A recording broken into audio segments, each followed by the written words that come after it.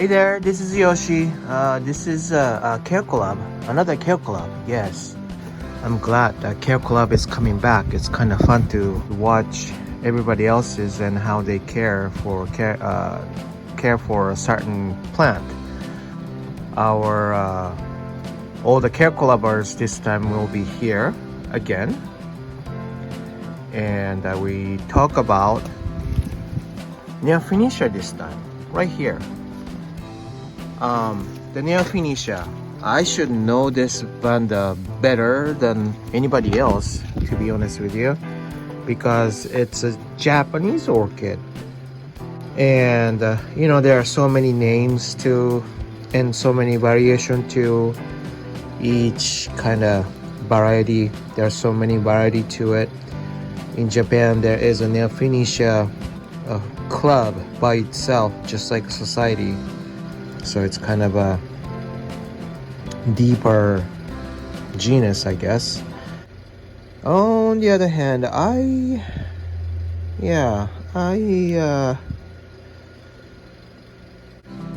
don't really do well. I don't really kill them, but I never seen it bloom in or under my care. I live in Lake Stevens, and Lake Stevens is like Washington State, Pacific Northwest, Zone 8B, kind of cold, kind of hot. Everything is kinda. In other words, it's really comfortable to live with. I grow orchids mainly in greenhouse. To be honest with you, those guys, some people say you just need to like be harsh to it because they can supposedly take freezing point and below. Actually, I've seen some photos covered in snow in Kyushu, which is a southern island in Japan, and that's the wild one, so they can take freezing. And Mount Baker Orchid Society, one of the member, he is David Edgley. He is specialized in Neophynecia and the fowls, and he said some episode about how he forgot the Neophynecia in a box when he moved and left it to garage, which went below freezing point, and it stayed fine. So it can take freezing. However, he doesn't really leave it freezing outside, I guess. I do have a little bit of a connection with a Japanese nursery, and or nursery from Japan, I should say. And he was also saying, in this weather here, from what he heard, you know, he doesn't live here, so he has no idea. But then I described how, and he's like, you know, you can try, leave it out. I bet you it's gonna be okay, is what he said. And so he's the one who's, you know, showing us his Neophynecia blooms and telling people you gotta be harsh to the Neophynecia. And then David Edgley, he doesn't give it a cold winter, and he still blooms it. He says it's not getting enough light. So I don't know. I just want to see it at least spike. You see, there's no spike. Just like my Tolumnia, it's got enough light, I think, but then it still doesn't spike for me. So I don't know what to tell you. This greenhouse is kept over, or try to go over 60 in the winter time, and summertime it's all the way open. Try to keep it down below 90s. That's what, 90 or below, that's where we are trying to be at. That doesn't mean Neophynecia cannot take over 90, and just because I still have Miltoniopsis and stuff, so I'm trying to keep it below 90. That's what it is. But that should be warm enough for Neophynecia in the summertime too. So you know there are so many like kokedama style and you know fancy pot and all that stuff. They like to do that. Um, but then I don't really care. I don't really grow them for how it looks. Really, I grow it for the bloom and stuff. So it's kind of, to me, it's not really important. So it's just I want it to grow. And David Edgley had David Edgley had a nail finisher class last year, or is it earlier this year, something like that. And I talked about how it grows, and it doesn't have to be in kokedama. Rather, it's easier to keep it in bark and the clay pot, just like that. So that's what it gets. I do have other nail finish hybrids like ocean spray or something like that, twinkle, Vanda twinkle, and something like that. But they're all in kind of same spot where grow in the bark. I don't have any fancy kokedama stuff. I don't have time to make a fancy kokedama stuff and put it in fancy expensive pot. I don't have money for that either. So yeah, just like that is fine. Clay pot or pot, whatever have you, as long as it's got a good aeration to it. I thought I burnt it earlier this year when it gets really hot, so I moved it here. My greenhouse is south facing this way, so the sun comes from this way. As you can see, this got good eastern sun coming out right now. I stopped using shading net this year, so the light level is higher.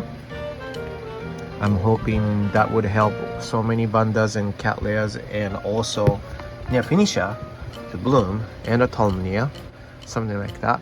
So those guys would be getting better lighting, I think, than last year, so that I can see bloom. And they can be blooming in summertime, and of course I don't see any spike. And its blooming size, it came in bloom with a spike. See, here's a bloom, or the spike, old spike. Can you see better? So it has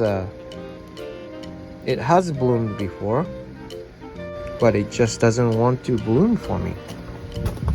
So I don't know. You know what though? Since people say gotta be harsh to it, I am going to move it right there where it, well, no, actually here, along with those cattleyas. Put it right here. It gets more light. It was here, and I thought I was burning it, but I'm gonna move it back here. See, this guy is a twinkle, I think. No, this is, what is this? Well, whatever. This is a Neofiniscia. Neofiniscia back cross, or whatever you call it. Anyways, so this should be a blooming size too, but none of those tiny ones, I don't have any blooms. That one is also Neofiniscia cross, I think. Christiansonia vietnamica cross. Oh, loose news. It does have like a quarter of it or something like that. That one blooms no problem, but that one and that one hasn't bloomed.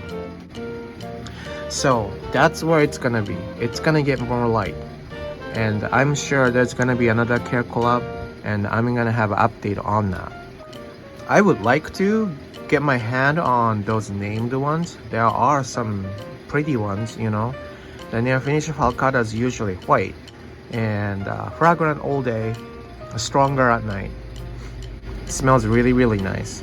But then there's a pink ones too, and greenish ones too. So, like, there are so many. Lynn Smith, I think she collects a lot of Neofiniscia too. I don't know if she's in this care collab or not. She's from England. So that would be if she's in it. I'm sorry, I haven't looked at who's participated yet. I'm too busy. I don't even know if this is gonna be uploaded on time or not. But that person will be one to look for to see how she cares for it. But luckily in Japan, the bloom is not really a matter. It's how it's presented, how it's grown. So you don't have to have a bloom to get judged. But I'm not here. I'm not growing it for how it looks. I like the bloom. I like to see the bloom. I like to smell the bloom. So I want it to bloom. So anyways, that would be something I will be waiting for the comment to see why it's not bloomed. It's getting fertilizer. It's got a slow release fertilizer in summertime in a pot. And winter time I water like maybe once a week in this whole greenhouse, and that water will have fertilizer in it, so it is fed very light, but it is fed. And summertime gets a slow release, like I said, so it's getting food, it's getting light, it's got a good temperature for it. It just doesn't want to bloom. So maybe next time you will see bloom. I don't know. Anyways, hope if you're thinking about getting Neophynicia, get it. It's really tiny and not taking space much. It says Vanda, but it can be potted. It doesn't have to be hang like those guys. Really great Vanda to have at home. And it's not fussy in main part, so it's a great Vanda to have. So hopefully you can find this information and other care collaborators information helpful if you're thinking about getting it. And I'll call it a day today. Thank you for watching and have a good day. Bye.